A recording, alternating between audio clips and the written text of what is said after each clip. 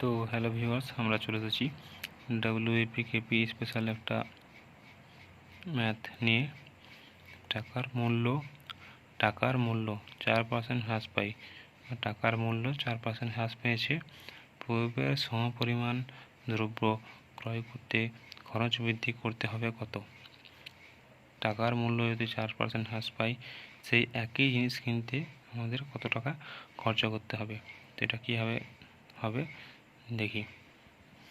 হবে খরচ বৃদ্ধি।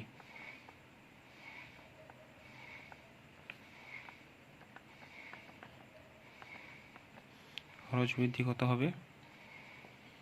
হবে কত পার্সেন্ট বাড়ছে? 4%। তাহলে আগে ধরো 100 টাকা ছিল, ঠিক আছে? তো 100 টাকার 4% বাড়বে বাই কতর মধ্যে?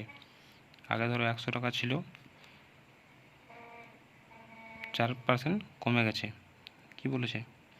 4% হ্রাস পাই, 4% মাইনাস করে দিলাম, তো হবে 400 বাই 96।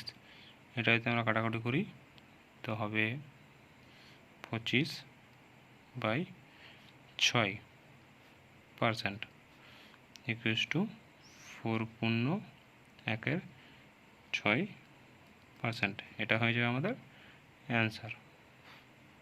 ঠিক আছে? যদি না বুঝতে পারো তো আমাকে কমেন্ট করে জানিও।